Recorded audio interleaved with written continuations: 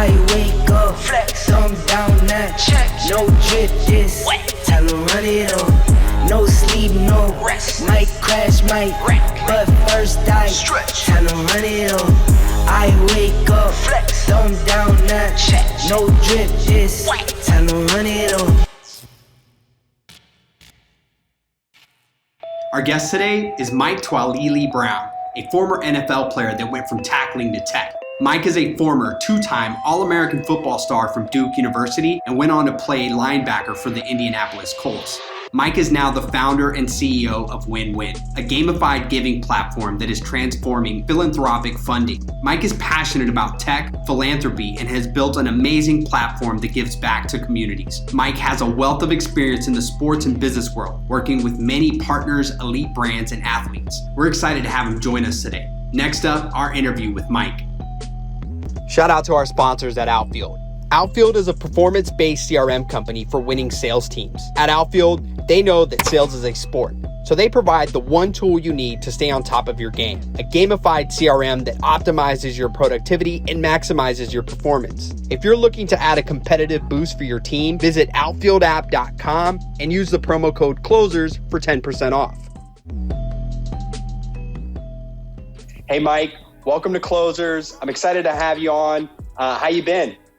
Man, first of all, thanks, Carlos. It's a pleasure to be here, man. I'm excited to be talking with you today and having this conversation on Closers. I've been good, man. I've been good. I'm just coming off of a what I call a CEO think trip. And so I'm feeling refreshed, feeling energized, and looking forward to what's coming here in the future.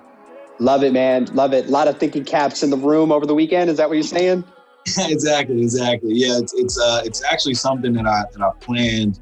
Really, I was inspired by Bill Gates, actually. He does this thing I learned in a documentary where he goes away every year for like 7 days for the last 25, 30 years up in the mountains, no phone, no computer, no Wi-Fi. And all he does is reads and like thinks about these broad problems and challenges across the world or whatever, and how he can help solve them. And so I've been hearing this consistently across some other notable CEOs and executives. And so I was like, well, I don't know if my wife will be cool with like going away for a week, but we compromised down to 3 days. So I call it my CEO 3-day think trip. And I'm able to lock in. So it's no vacation. It's not a vacation by any stretch of the imagination, but I can really get into this creative and strategizing space without distractions and meeting notifications and the kids and on all of that. So it's been very impactful. I do it once a quarter. And so I'm excited about coming out of this one with a lot more clarity on what we're doing going forward. Love it, man. Yeah, no, absolutely. I think it's important to, isolate yourself in a situation where you can focus and dedicate yourself to really thinking through problems. So really cool to hear how you're doing that. But, kind of kicking things off, we've chatted and connected over probably like the last 18 months, man. It's just inspiring to see your story. So you've had success both on and off the football field. Share your tackling to tech story and kind of how all of that has brought you to today. Yeah, absolutely, man. Tackling the tech is something that's grown, kind of my saying there, but it's true. I think it encapsulates all of what I've done, in this transition. So just to start you off, I'm from Houston, Texas, born and raised in A-Leaf, better known as the SWAT. And, coming up in that environment, I had a great childhood, brought up by a single mother. And one of the things was she allowed me to explore my athletic, endeavors. And so I played everything, but grew a love for sports and particularly football. But at the same time, my mom also had, the same level of diligence in the academic realm. So, for me, it was always academics over athletics. And so one of the things, although, I was doing very good in high school, on the field, I was also 4.0, president of the engineering club, National Honor Society, all those things. And that actually is what led to a decision to go on to Duke University, where I earned a full scholarship to play football, middle linebacker. But again, I always got to remind people, I just so happen to know how to tackle people and do it pretty well. So while at Duke, I followed that theme, right? Because I wanted to be able to play in a top division, right? The ACC, while also being academically challenged. And, no shade or cap to any other university, but I felt like Duke, being at that time top 5 undergrad degree was a great choice for me. So went there and was consistent, in that kind of dual life, if you will, right? I was a 2-time All-American, led the country in tackles. But then I was also more proud of the fact that I graduated early with a public policy degree and was on the law school track and had actually taken the LSAT and, understood kind of how fickle sports can be, right? 1 or 2 injuries and you can never touch the field again. So I was preparing myself in that regard. But, I had the opportunity to go tackle more people, this time for a little bit of money. And so I went on and did that. I signed with the Indianapolis Colts as a middle linebacker and, had a phenomenal time, playing in the league and, learning from a lot of the veterans, because I was just as thirsty for knowledge off the field as I was for, banging heads on the field. And so I was learning a lot about what, players were doing with their money and business ideas, all these cool things that we were having kind of locker room conversations.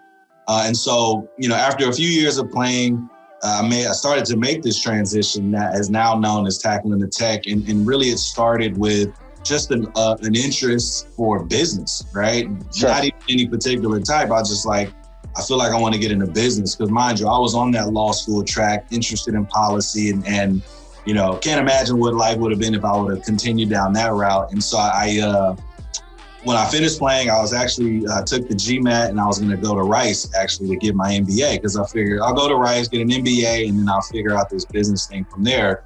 Thankfully, in my opinion, a good friend of mine had introduced me to a program called Draper University out in Silicon Valley. And I can tell you, I didn't know anything about it. I had never even heard the word Silicon Valley before at that point. And this was 2013. But it sounded interesting, right? And so I ended up taking a leap of faith and applied after the deadline. And in fact, Tim Draper emailed me himself and said, hey, or called me actually and said, hey, you're in full scholarship. We'll see you in March. And wow. So, I went out there not knowing anything. And it was basically a program for aspiring tech entrepreneurs. It was 9 weeks during the summer or kind of that late spring. And I went through it and it was literally like drinking from a fire hydrant, just learning all this crazy stuff around innovation, product market fit, and raising venture capital. But I'm happy to say that I actually finished number 1 in the program out of about 55 Awesome. students. And so I was excited because, again, I approached the classroom or these types of situations the same way I do, the field. And so I went in, all in, learning, and just giving my best effort. And that was like what really turned the page for me in terms of, okay, this is what I want to get into, right? I started learning about innovation. I started meeting founders who had created these companies, these apps, these things that I was actually consumers of, right? And didn't understand the economics behind it, didn't understand that this guy who's 3 years younger than me, right, created this, right, and sold it to Google for $500 million. Yet I've been out here banging my head on people for money. And I was like, all right, let's get right. And so from that point on, I spent the next, probably 10, 11 months teaching myself how to code several programming languages. I learned the entire Adobe Creative Suite to just understand Photoshop and design and how to create, and as well as video editing. And really for me, it was about preparation, right? The way I approach things is if I'm going to commit myself and my time to anything, I want to be the best at it, right? That's just how I was brought up and how I'm built. And so that was, very similar, right? It's like, if I want to play in the league, I need to be working on my 40, I need to be working on tackling, I need to be working on bench press, I need to be working on all these different things. And so it's very similar. And so as I made the transition, right, I basically picked up my young family, my wife and a baby and one on the way and relocated to Silicon Valley because at the time, I felt like Houston didn't have the infrastructure or resources, for somebody wanting to get into tech in particular, right? And so I went out to the Bay Area and that kind of was solidifying that tackling the tech transition because I first worked at a startup. I said, I got 9 weeks of a program, some lines of code. Let me go work at a startup that's kind of booming right now and just learn how this thing works from the inside out. So I was fortunate to be able to work at a great startup at that time, and spent about 15 months there and had about 3 promotions. I came in entry level, and within 5-6 months, I was now leading the growth team. And so I love just that model of production and just getting things done and figuring things out that are seemingly unknown at the time. And then that's when the idea for Win-Win first hit me. So I moved out to the Bay without an idea at all. I just knew that I wanted to get into the ecosystem. And I figured just being around folks that are thinking in this way would lead to me, coming up with something. And I'm grateful for what I came up with, because it's quite literally at the intersection of my 3 passions, which is sports, tech, and philanthropy. That's awesome. I mean, just how you approach problems, how you approach, your philosophy to life, and really spearheading anything that you set your mind to, giving it your all, and making sure that, you're at the top, no matter what. That's a huge inspiration. I mean, I think from an entrepreneurial perspective, having those principles and those values that your mom instilled to you at an early age really set the foundation for what is your mentality and your mindset today, and really what's inspired you to continue to push through as you face adversity. So really, really cool to hear your story and just, all the things you've accomplished thus far. Kind of moving into next, share more about Win-Win, the vision that you had and what you set out to accomplish.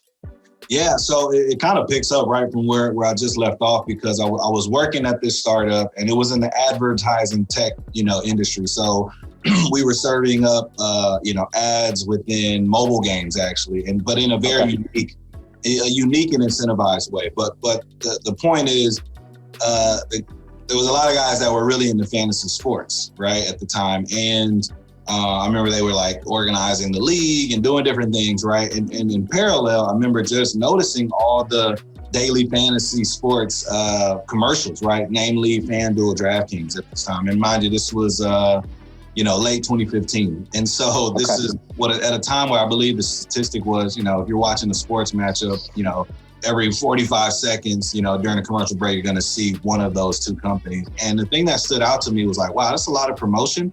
But I don't see any of my friends who are currently in the league promoting it, themselves on social, right? Like I didn't see any of my friends like, hey, pick me up on your lineup tonight or whatever. And so I remember just being curious about that, right? And that was one of the things that I learned in the Bay in that program was like, being that curiosity is actually, really key, because you're asking questions and you're kind of digging down into like what the root of an issue is, and then people come up with solutions to these problems. And so as I was going through that process, I learned from a lot of the players that I basically said, how do you feel about this daily fantasy thing?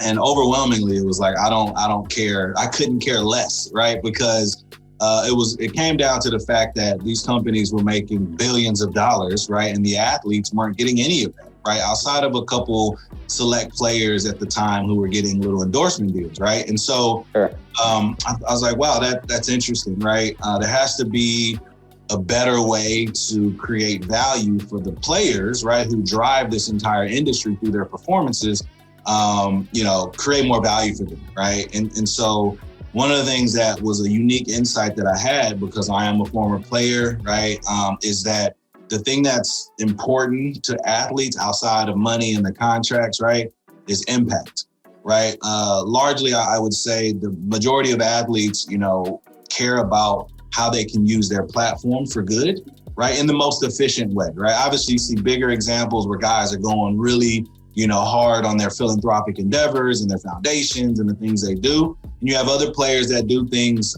in more subtle ways, right? And so I was like, but one thing I know is consistent is that if we can do something that could inspire a kid, right, or help a family, right, in a way that doesn't take away from our time and what we're focused on in our careers, then we would do it, right? In fact, we actually have to do it a lot of times as players in the league, where we're showing up to different events and hospitals. And while we enjoy that, right, I was thinking about how can we tap into that for each player while leveraging this fantasy sports and this gaming world. And that's when it hit me like a bag of bricks, where I was like, what if, the money, right? Because in parallel, what I was learning from the guys at the company that were trying to get me to join their fantasy league was, while they may lose money, right? It's not really about the money. It's about, the bragging rights. It's about the camaraderie, and we have a draft with some beers and all that stuff. So I'm like, wow, I actually thought I didn't play fantasy, right? Because I always told him, I said, dude, I don't play fantasy. I play reality. So, I'm not as interested. But then that's when they started to break down the real motivations. And so I said, well, what if the money that you're losing, right? Because I learned at the time, 98% of the money that's won in these platforms goes to less than 1% of the user base, right? Wow. These sharks, a lot of times, which are manipulating the game, but that's another conversation. So what I realized was, what if the money that you're basically losing could go to something more impactful that, let's say, the athlete themselves cares about, and instead of winning money back, you're winning actual experiences that money can't buy, or connecting with the player, or an autographed helmet, or whatever it is.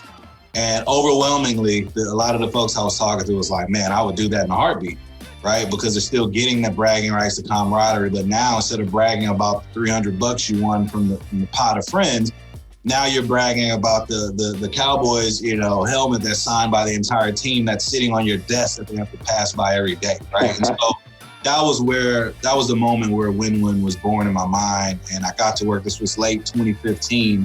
And I just started diving deep into, market research and interviews of different, potential users, athletes, right? And so that's where I started it off, and I started the company in early 2016 officially, and we got running. I was able to build our initial team. We raised $1 million right out the gate from top investors, including my alma mater, Duke University. I was proud that they came in and invested from the innovation fund, which was a big deal for us. We had some athletes, after talking with certain players, about being potential partners in running campaigns and doing different things. They actually became investors in the company because they believed that this was something that was needed and it still is. So that was the birth of Win-Win. And to kind of summarize, essentially what we created out the gate was a platform where we work with a bunch of different professional athletes, namely the NFL, NBA, MLB, and they would host their own tournament, right? So now you think of a player like a Malcolm Jenkins or a Cam Newton saying, hey, on social media directly to the fan base, I'm hosting a tournament, right? At the time, it was fantasy. And you would come in and you'd be able to build a lineup, and then money that you're paying is actually a donation that would support that player's foundation and or some local cause that they care about. And then what you're competing for in the actual tournament is not money, but instead experiences that money can't buy. So like first place, we put 3 people on a private jet that flew down with Patrick Peterson to the LSU versus Alabama game and watched the game with him from the sidelines, right? And so that was an amazing prize. And I can tell you right now, the average, amount that each of those guys donated was about $40. But they had the best, outcome in the tournament. And so they were able to go as their prize. And so we've done a bunch of different things, from sideline passes to FaceTime calls to autographed jerseys and merchandise, all while raising money for, each of the players, charitable entity or organization. And, in true kind of startup fashion, right, over the last 5 years, we've been iterating the model, right, in terms of fantasy sports, right? And we went through a bunch of different iterations just based on our user feedback, the data. But at the end of the day, it's all what we call gamified giving. And so, it's no longer fantasy sports format, it's more pick'ems, right? Where you're just predicting the outcomes of upcoming games, right? Which we found to be a lot easier for our target demographic, right? Because building a fantasy lineup is actually quite hard, right? Definitely. To the point where you got people, creating scripts and algorithms to game the system in order to win. And so the pick'em was much more, attractive and appealing to our target demographic. The folks who, care about, meeting, they see value in meeting the player, and they also don't mind giving to their charity, right? They're not the ones doing the fantasy sports at a high level. And so we've since iterated a few different ways, which I can touch on. But at the end of the day, it's gamified giving. And the vision that I had at that time was really about how can, and it was really more specific to athletes, right? Because again, that's my background, that's the perspective that I had. But as we started to see this thing work, right now it was like, how can we help any entity of influence, as I call it, right? Whether it's a singer, an athlete, a company, a brand, right? Who has an influence over an audience, right? Whether it's to purchase something, to click on something or whatever, how can we enable them to activate their audience in a charitable, philanthropic way that feels really natural and feels really fun to the actual audience, right? Because you have a lot of things like raffles or auctions, which in my humble opinion are quite outdated and antiquated, particularly from the lens of a millennial or Gen Z, right? And so by leveraging gaming, right, pulling the best elements of gaming, combining with the best elements of giving, right, now you have something really special where you have people contributing to a cause in a way that doesn't even feel like they're contributing to the cause. And I point to folks like Tom's and their model of buy one, give one, you know, who kind of helped establish this natural sense of giving where I want shoes, I'm going to buy shoes. And then, you know, simultaneously, I'm also impacting somebody else in a positive way. So, you know, that was kind of the entrepreneurial venture in terms of me going and starting the company, you know, the vision that I had, how that's evolved a bit. And I'm excited, you know, I have all the good things to say there, but, you know, I also want to be clear to the closers community here that, you know, when you're building something that has not existed in the world before, it's actually quite hard, right? It's very difficult. Yeah. There's no playbook, there's no roadmap, right? There's no Googling what's the business model for my company, right? Like you have to make the best decisions that you can. And so with that comes, you know, quite a bit of ups and downs and you know, what they call the entrepreneurial journey, right? And you know, having to really overcome a lot of adversity. And for me, thankfully, I felt while it was all very new to me, what wasn't new to me was, you know, having to persevere and overcome, you know, adversity and, you know, fight through different things and figure out things with very little information. So it's been a great journey, but it's not without its ups and downs and everything in between. Absolutely. Yeah, I think, you know, when you're persevering, right, you're always in uncharted territory, right? You're kind of pushing the line of risk beyond it's you know, a measure that you could even understand, right? It's going above and beyond what your own expectations are. So, but that's something that you've faced throughout your career, right? You've faced adversity, you've met challenges head on. So it's really cool to just see how your story has evolved. What's been most exciting to me in hearing your story is how you're taking what has been traditional giving or, you know, methods of interacting with a player or a brand and giving experiences. Experiences go lifelong, right? People take those moments with them. We all would rather, you know, look at taking an amazing vacation versus, you know, buying another pair of shoes or you know, those things are only in the moment, but taking these experiences are the ones that you take with you lifelong. And then on top of that, you're meeting these new generations where they're interacting. Right? You're meeting them with tools and resources that speak to their own interests. So it's really cool how you're blending all those in. You shared one of your philanthropic engagements, but kind of share like your own personal story. I know you've done a lot of giving and things with kids. You know, in terms of a memory or an experience that you've been the most proud of from all of this, kind of share a story there. Yeah, so it's a couple of things that come to mind. I'll share, you know, kind of a childhood, you know, memory and moment that stuck with me and kind of built my philosophy around, you know, being, you know, philanthropic and giving back and really this lifting as we climb methodology that I live by.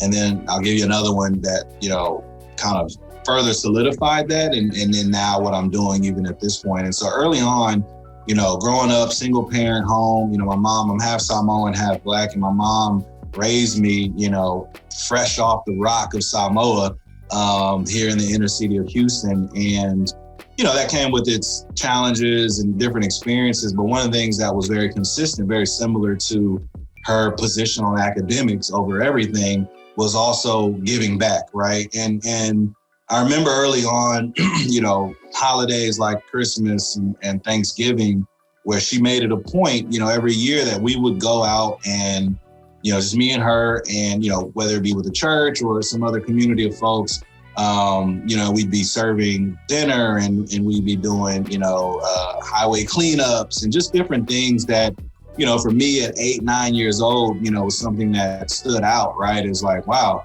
while I would rather be, opening up gifts or stuffing my own face with Thanksgiving food, it felt really good and impactful to be doing that for others, right? And being able to kind of see, and learning, like, not to be judging folks and, you don't know people's stories and like, and that really stayed with me, right? And even when I got to Duke and playing for David Cutcliffe, he always had a thing, leave a place better than when you found it, right? And that also included the community, right? And so we do a lot of community initiatives, and I actually ran a program with, the Ronald McDonald House that was right there off campus. And so again, I always looked for these ways to, be able to give back.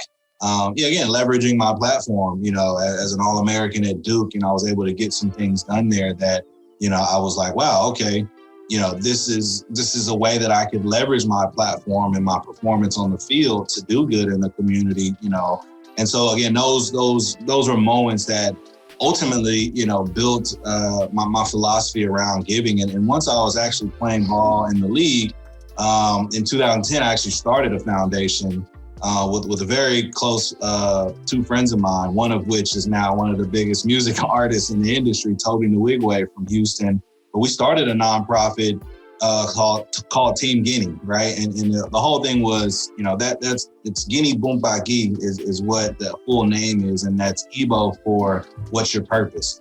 And, our whole mission is to pivot the perspective of the youth, right? And make purpose popular, right? Because the thing was, we have platforms, we have influence, whether it was in high school or in the league or wherever.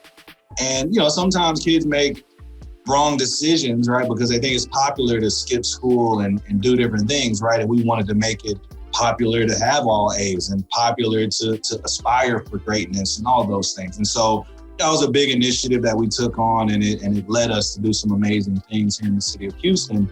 And so once I moved to the Bay Area and ultimately started Win-Win, one of the things that I started to realize was we could be doing things as a company. So long story short, we actually established the Win-Win Foundation, which is a nonprofit 501c3 that's separate, obviously, from the for-profit entity that I'm running. But we were able to do some really impactful things through the Win-Win Foundation. And one in particular, you've referenced the Thinking Cap a couple of times, right? That is actually one of our marquee programs. It's called the Thinking Cap Camp. And really the idea came between when I was talking to a good friend of mine, fellow Houston native, actually played ball together in high school, Michael Bennett, Super Bowl champion. And we were talking about, just like he was wowed by the fact that I was in tech, and he was like, man, I wish we could get more kids involved in learning what you've learned, right, in technology, because we didn't have that exposure. And I'm very passionate about, exposure and access, right? Because again, mind you, even for me as a 4.0 in high school, never even exposed to tech or coding, right? I mean, I can only imagine if I would have known what it was back then, that where I'd be at this point in terms of having started already. And so one of the things we talked about was every player, right, in professional sports typically will have like a camp, right? A football camp, basketball camp, whatever. And for a long time, you had to pay to go to those camps, which was already an issue. Nowadays, a lot of them are free. But the thing that I looked at was, you'll have 1,000 kids that will come to, Michael Bennett's football camp, right? Him and his brother. And of those 1,000 kids, statistically, maybe like none of them will go to the league, right? And a handful will go on to play Division I football or sports on a scholarship, right? And so the majority of those kids that are out there, they're running around, right? But they're really there to like get the T-shirt, take a picture, and say they met the Bennett brothers, right? And my thought is, what if we could leverage that excitement and that attentiveness to expose those kids to something that 100% of them could actually access and go on and do if they so choose, which in my mind is STEM technology, coding, right? Those types of skill sets that, for a lot of inner city communities, similar to what I came out of, aren't exposed to that at all. And so that's where the idea for the Thinking Cap Camp, was birthed, right? It was basically, let's leverage that excitement for sports and football and meeting the athletes and combine it with this, kind of coding boot camp, if you will, to expose them to it. And so we've done this at the last few Super Bowls. The first one we did was in Minnesota, and we partnered with the Minnesota Vikings. And what happened was we got about 80 students, middle school students, right? That right age, right? Where there's a lot of different directions you can go from middle school, both good and bad. And so we brought in this inner city group of kids that were in Minneapolis. And they were very excited because they knew that they were going to be meeting the Minnesota Vikings and doing some football stuff with them. And sure, there was a mention of some coding, but you can tell when they got there, they're like, all right, what's going on? We're the football players, right? And I can tell you half the day is spent learning how to code, right? So we expose them to some basic coding using things like Minecraft, right? And leveraging game, right? And they're building and they're not even realizing they're using JavaScript, and we expose them to that. And then the second half is spent going out on the field. And it was crazy because by the end of the first half, right, where these kids are working with Microsoft engineers and learning, coding, a lot of them didn't even want to leave. Like, they wanted to stay at the table and keep going. So it was very impactful for me to kind of be in a position where I can create an entity, right, that's doing exactly what I would want to do in terms of exposing, these kids at an earlier age to coding and technology, and showing them you like playing these games, like you can actually build the game, right?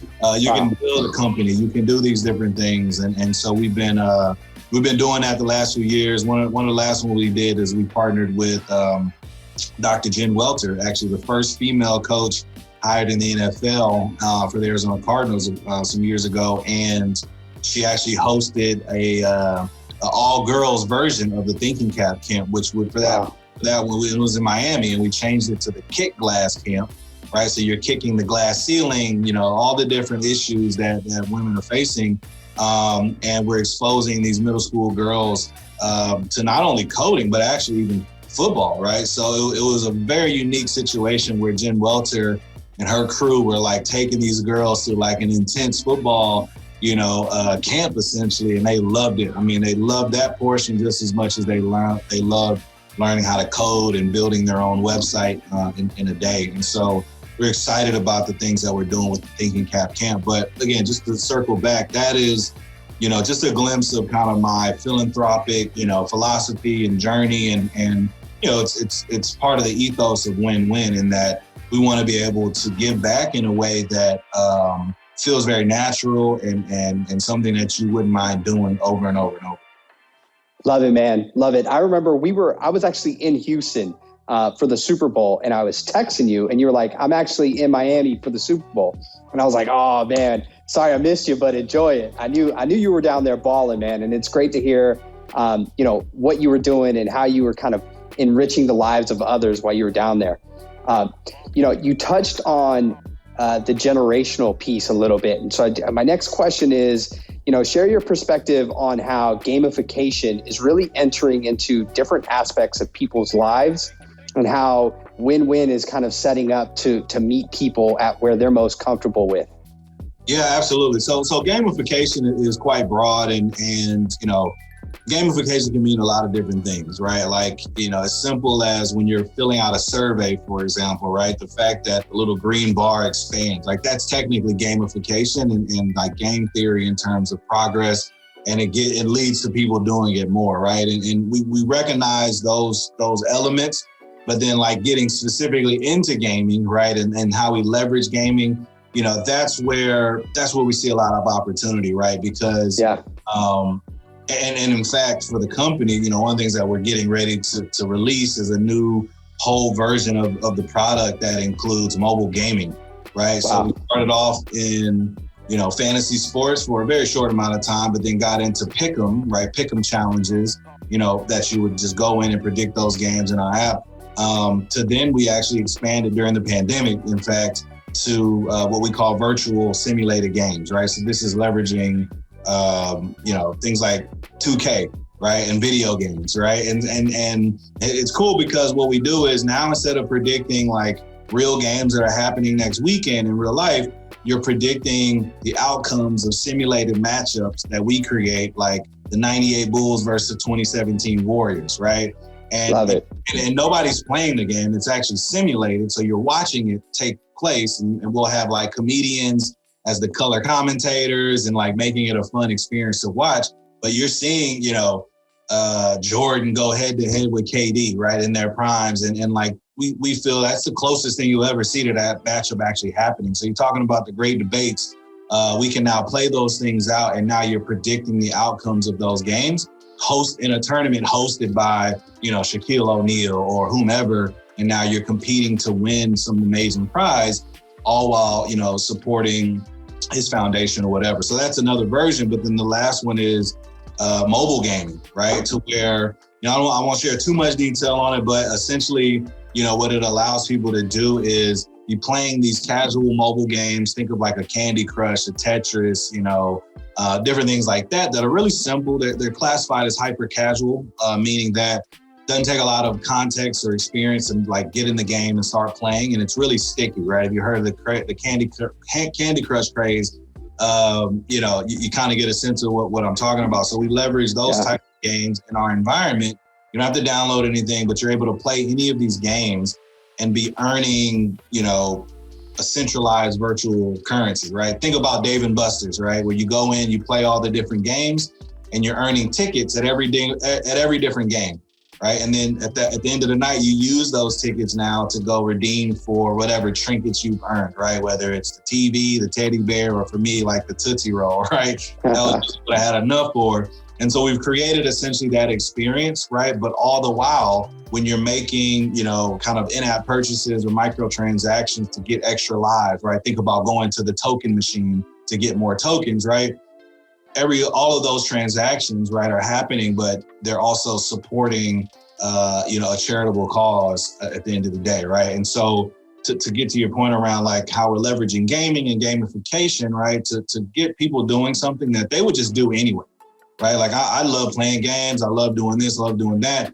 And so to be able to offer something, meet them where they are when they're happiest, right? In a way that's seamless, and they're earning something and they're going after something of value, right? Because for us, you collect that virtual currency, right? Those tickets, and then you go into the win-win, instant win catalog. And now you can redeem that for, an autographed helmet or sideline passes or whatever. Yeah. Now it's not even directly tied to a specific tournament hosted by an athlete. Now you can just come in and play your way towards those really cool opportunities. And so, that is the model that we live by with this gamified giving. So again, expanded what gaming actually means for us, but the giving piece is what's consistent throughout, and the ability for our users and the fans of our athlete partners and celebrity partners, right, is their ability to do something that they enjoy, that they engage every day, all while supporting something, even in a micro transaction type of way, but it all adds up and it equals impact. Love it, man. Love it. I mean, that's essentially, you've got to meet people where they're the happiest, as you mentioned, right? And you've got to kind of build off of that joy, and how you're doing it to give back and do good from it and give back to these communities is amazing. Kind of last question I've got as we wrap things up. You've transitioned from Silicon Valley to Houston. The tech scene is just booming in Houston, right? They're starting to see a huge interest and demand for tech. Kind of tell us a little bit about what you're most excited about, being from Houston and seeing kind of your passion kind of starting to brew and grow as Houston takes on this new tech scene. Man, I'm so excited about it. Obviously now we're here in Houston, and part of that, it was a formal transition, right? To be honest, I wasn't getting homesick, although I love my family, my friends, everybody here. We were doing okay in the Bay Area, right? It was very expensive, but was doing well. And long story short, At the end of 2018, actually, I got introduced to the folks at the Cannon, including Lawson Gow and his team there. And that was my first time even realizing what was going on. If you remember earlier on, I said I left Houston because there wasn't much infrastructure or support. And to be honest, I hadn't really looked back to see if anything had evolved or developed. So I was shocked and pleasantly surprised to hear of all the development once I met Lawson and his team and what the Cannon was doing with the space. And then I started learning about the old Sears building and Houston Exponential and all these different things. And so that kind of kicked off, what I would call a recruiting process, right? Where, it was like, what is it going to take to get you down here and move the company here? And so without going into all the details, we worked out a great deal that, I was really happy about, because for me, it was a full circle moment to be able to come back to Houston, bring a company that I'm building and passionate about, build something that I love, right, around the people that I love, right? That was a big thing for me. But I have to make the point that there was some research that went into it. So I was like flying out to Houston, meeting with the Cannon team, I told them, I said, I want to get a sense of the investor landscape. I want to get a sense of like, what are the resources that's happening here that's being provided, right? I didn't want to move out here and then, kind of be a fish out of water. And I was blown away by all the things, namely the money, right? The resources that were being put into, places like the Founders District, right? Off the Energy Corridor, where you have this massive space and different things that are coming to the city to support that entrepreneurial endeavor, right? And so to come down here at the end of 2019, I've loved it, right? And there's actually some big moves that have been made down to Houston that I don't think have made headlines, particularly some big founders of companies, right? That I was close friends with in the Bay. And I've recently learned that they've moved to Houston. And I'm just excited about that and seeing, again, more entities like, the Ion and HX and the Cannon. And I got to give a shout out to John, the new leadership team there at the Cannon that's been doing their thing and, supporting us as a company in a number of different ways that is necessary, right, when building a tech ecosystem in a community. So I'm excited about it. I think the future is, blinding, right? Not just bright. I think it's blinding because, Houston, fourth largest metro in the country. I mean, we're dominating oil, gas, energy, medical, you name it. And now that you start to put real resources and effort, right, from the like leadership, right? I mean, even the mayor is now calling us, Silicon Bayou, right? Which I think is dope, you know what I mean? I love it. You got Silicon Valley, you got Silicon Alley, which is in New York, you got Silicon Beach, which is in the LA. I don't know what they call Austin, but I like what we've landed on for Houston. And I'm really, to be honest, I'm honored to be a part of it. I'm honored to be down here and, be somebody that kind of went to the belly of the beast, and came out with the lion on my back to bring it home and to help build this ecosystem and provide value and insight. And let me be clear, I'm very much so lifting as I climb, right? So we haven't made it. We have not made it yet, but I can tell you we are approaching, or we're going after, our goal and our mission as a company with the level of aggression that I did when I was meeting fullbacks in the A-gap. So, for me, I'm excited to be here, and I'm looking forward to continuing to develop my network here within the entrepreneurial community and helping those that I can and being helped by those that may be a little further down the road. Love it, man. It's got the LeBron going back to Cleveland kind of feel. So, I'm a fan. As I said, man, we've gotten to know each other over the last, call it 2 years now. And, just really appreciate you jumping on Closers, being with us today. Again, your story is inspiring. What you're doing is amazing. And Mike, I just really want to thank you for your time today. Man, thank you so much, Carlos. This is a pleasure. Happy to do it. Happy to jump back on, man. And shout out to all the closers out there in the closer community. Hey, man, I really appreciate it, Mike. Thanks for your time today, and be well. Same to you, bro. No drip, this, tell 'em run it up.